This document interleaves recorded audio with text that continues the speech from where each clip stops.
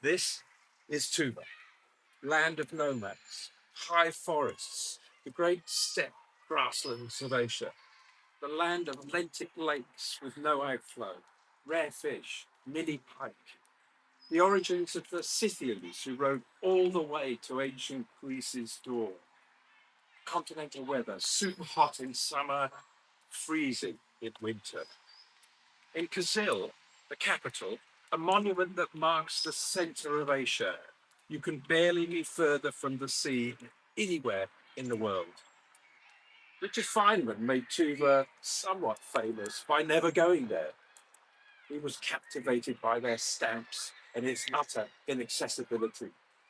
The Tuvans have a saying, we are grateful for our isolation. The land of the Humai throat singers, the very sound of the wind on the steppe whistling through your yurt. It's a republic politically led by its indigenous people. Not many comparators anywhere in the world. The head shaman looks up, says, we act for the mountain, the river, the taiga, and all the landscapes of our homeland. Our main task is to protect nature. He put their authority on the walls of this sanctum. Bear skins, the skulls of ox and boar, the wings of an eagle, a bow with arrows, prayer flags, many braided ropes and beads, a horn, a snake, a squirrel. The room contains eternal quiet. There's no hint of the other world. A cell phone rings. One of the female shamans steps out. Kara-ool waits a moment, crinkles eyes. To be a shaman, he says, you have to know all the voices of nature, the language of the spirits. This has been a time of bad fortune. Our hope is in the renaissance of traditional ways. We are modern people using mass media and the internet. This is the Siberian shaman house of the Adeg-Eran Bear Society. It's a plain neighborhood of Kazil, the capital on the steppe. On the southern shore of Siberia's greatest river, where ice floes grind and crash. At the far end of the grid of streets, tarmac and housing abruptly grades to grassland.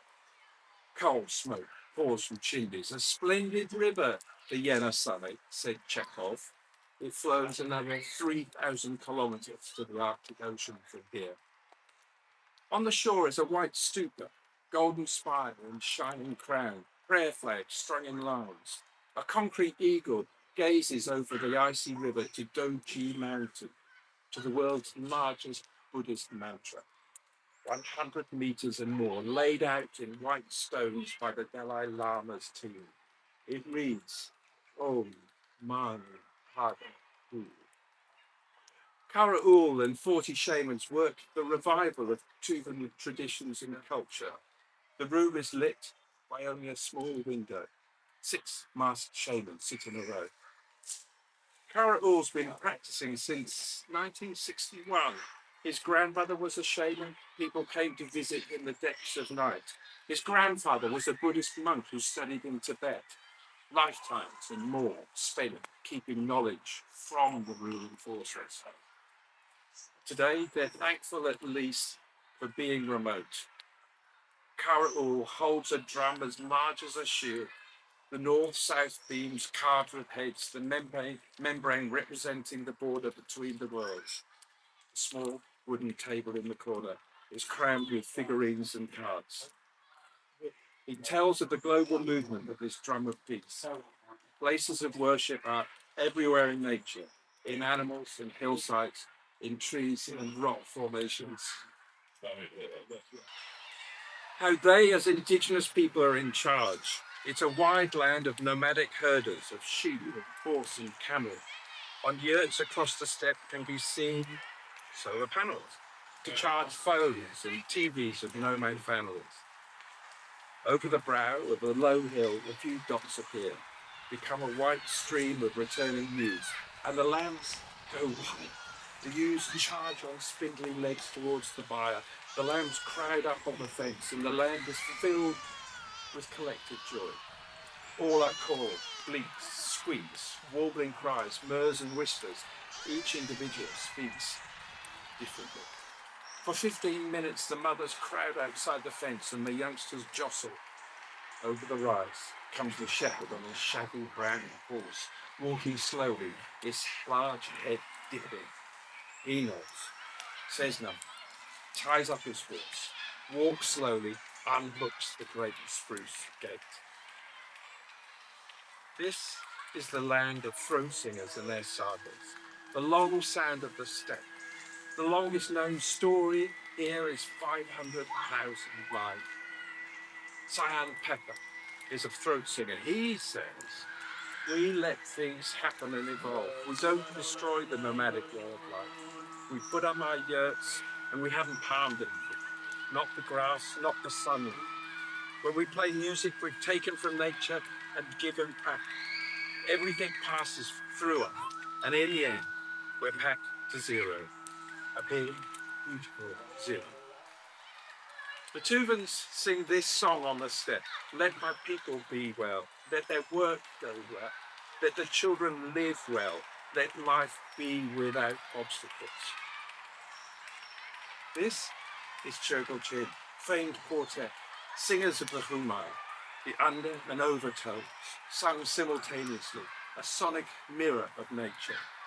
Igor, Monganul, Eldar, and Adisma, haunting music of the steppe. Here's a little clip.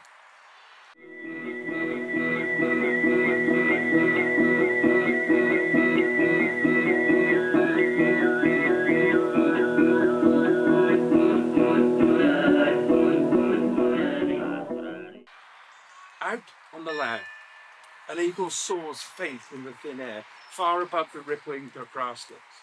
Over a gravel wash bubbles a stream, recently melting. At the mountain pass, watery sunlight washes the snow piled along the cleared road. A raven caws, perches on the burned spruce. Tied to branches of a special tree are 1,000 prayer flags, saturated silks of bright red and blue, green, yellow, white, many faded and wind frayed, their prayers dispersing. A silver-tailed Arctic fox runs along a ditch line. The raven swoops, flies beside the fox. As he runs and she flies up the scree and onto the snow.